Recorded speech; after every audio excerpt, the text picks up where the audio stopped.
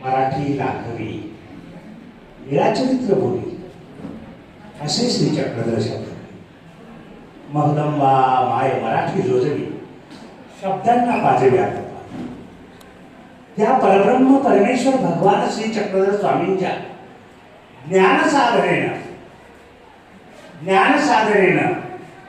चिंतन साधनेनं आपण या ठिकाणी साहित्य चिंतनाच्या सोहळ्यामध्ये रममाण झालेला आहात. आदरणीय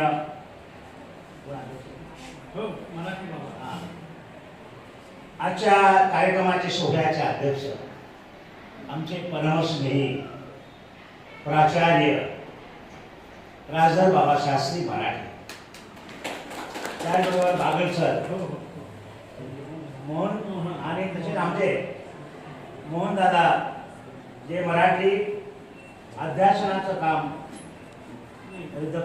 भारतभूषण शास्त्री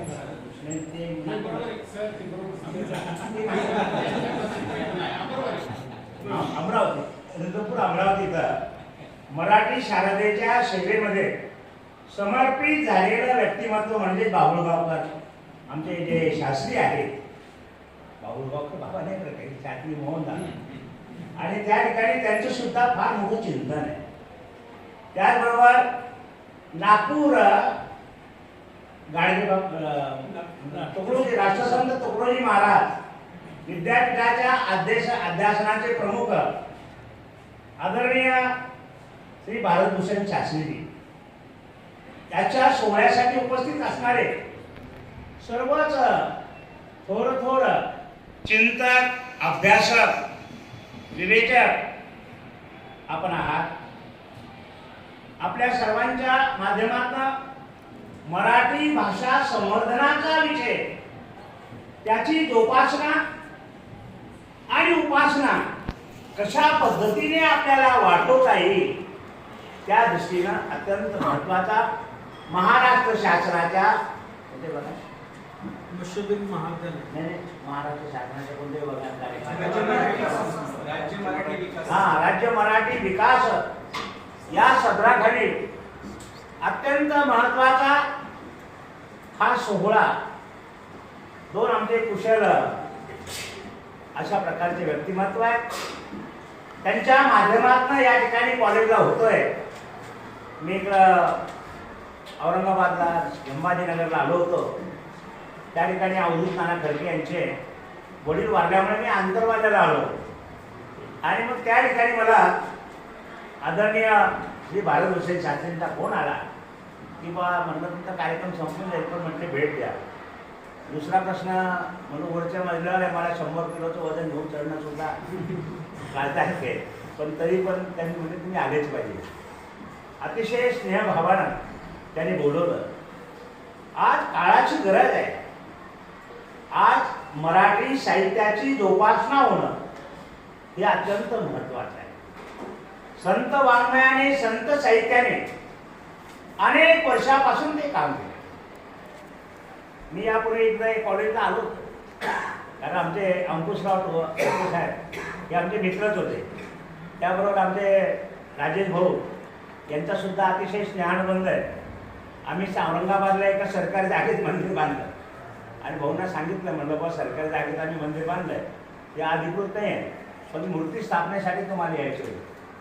आणि भाऊ म्हटले ठीक आहे, विमानतळावर मी येणार आहे सकाळी, आणि विमानात बसायला मी मुंबईला जाणार आहे, तुम्ही जर सकाळी लवकर करत असाल तर मी येईल म्हटलं. आणि मग त्यांना ते अवधूत नाना त्यांचे मित्रच होते, आणि त्यांना बोलवलं की 8 वाजता बरं शार्प आले. त्यांच्या हस्ते आम्ही औरंगाबादची मूर्ती स्थापना केली. म्हणून राजेश भाऊंचं जे महानुभाव पंथाच्या कार्यामध्ये असणारं योगदान जे आहे ते अत्यंत महत्त्वाचं आहे. आणि म्हणून या कॉलेजमध्ये सतत महानुभाव पंथाच्या साहित्यावर चिंतन सोहळे साजले होतात. हा सुद्धा अतिशय महानुभाव साहित्याची आपण जोपासना करणारी मंडळी आहात. मराठी साहित्याची जोपासना करणारे आहात. आज मराठीचं विपुल अशा प्रकारचं वाङ्मय विखुरलेलं आहे. पोथ्यांच्या माध्यमातून सुद्धा आहे, वंदिष्ट आहे. पण आपण काय झालं, व्यवसायाभिमुख शिक्षण प्रणाली अंगवत आहोत. त्यामुळे काय होतं, एकदा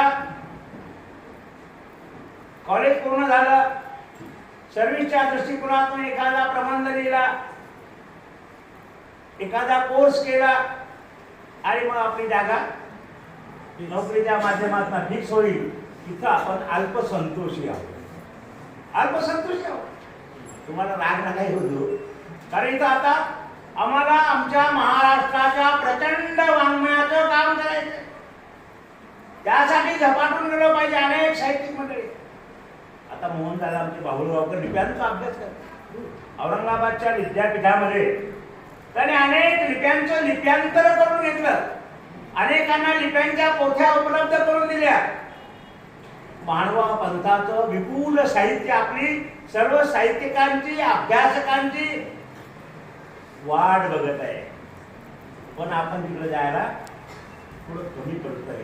आणि म्हणून अनेक प्रकारचं साहित्य, मानवा पंथाचं नव्हे, अनेक प्रकारचं वारकऱ्यांचं सुद्धा साहित्य आहे, अनेक प्रकारचं विपुल साहित्य, उदंड साहित्य आहे, अनेक वेगवेगळ्या ग्रंथांच्या माध्यमातून, अनेक मठमंदिरातून उपलब्ध आहे, पण आपण तिकडे डोळे झाक करते. आणि म्हणून अत्यंत महत्वाचा भाग आहे की आपल्याला आणखी एकदा आपली मरगळ झटकून द्यावा लागणार.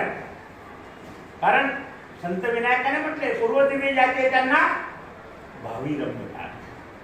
पूर्व दिव्य आता दिव्य आम्हाला करावं लागणार आहे. आता दिव्य केलं तर आम्हाला भावी रम्य काळ येणार आहे, नाहीतर काय होणार आहे.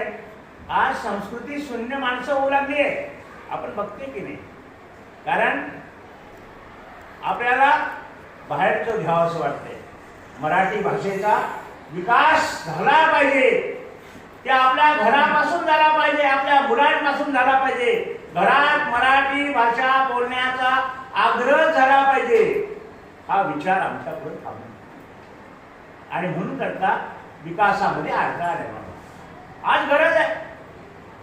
आज आपण लेकराचा वाढदिवस साजरा करतो. भारतीय संस्कृतीमध्ये वाढदिवसात साजरा करण्याचा पद्धती होती की बाळा तुझा लख लख प्रकाश लाख लाख माणसाला मिळो, ही त्याच्या मागची भावना होती. म्हणून त्या लेकराचं आक्षेपण करण्यात जायचं. त्याला जायचं आक्षेपण केलं जायचं, ती आरती ओवाळल्या जायची की तुझा प्रकाश लख लख प्रकाश लाख माणसांपर्यंत जाओ, तुझा विकास हो, ही भावना त्या ठिकाणी जोपासण्याची पद्धत होती. पण आता आपलं काय झालंय, आपण वाढदिवस साजरा करताना मेणबत्त्या लावतो आणि मेणबत्त्या विझवण्याचा आनंद साजरा करतो, टाळ्या वाजतो. कशाचा आनंद साजरा करतोय? मग भाषेचं समर्थन होईल का? कारण इथं तर गडबड झाली आहे. एकदा एक जोडपं असं फिरायला निघालं, ते आता इलाहाबादच्या त्या घाटावर गेलं. गेल्यानंतर त्यांना कळत नव्हतं काय करावं काय नाही. गेल्यानंतर त्याने एका पंडितजीला गाठलं, म्हणजे पंडित जी क्या करना पड़ता है? तो बोले कुछ तर्पण देना पड़ेगा, कोई सा दान दक्षिणा देना. ठीक है. तो बोले ठीक है, कितना पैसा लगेगा? उन्होंने बोला उतना फी उन्होंने दे दिया. आणि ते केलं सुरुवात त्यांनी, आणि ते मंत्रोच्चार सुरू झाले.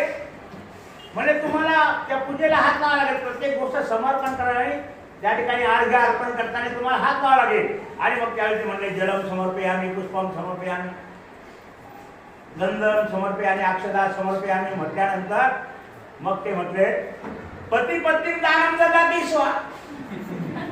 ते मुलं म्हटले आम्ही पती पत्नी नाही महाराज, तुमचं काहीतरी चुकलंय. म्हणले काय तुम्ही?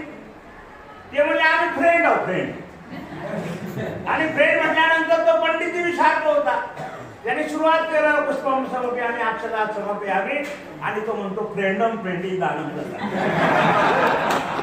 अशा प्रकारची फास्ट संस्कृती समाजात उदयाला येत आहे. आणि आम्हाला अत्यंत गरज आहे सजग राहण्याची. तशाम जागृती संयमी, आम्हाला जागृत राहावं लागेल. आमच्या भाषेसाठी, आमच्या संस्कारासाठी जागृत राहावं लागेल. तशाम जागृती संयमी. आणि म्हणून चक्रधर स्वामी ते सावध यावं, सावध राहा. बेसावध राहाल तर देवगिरीच्या किल्ल्यामध्ये युद्धाला कधी अजिंक्य असणारा किल्ला जिंकता आला नाही.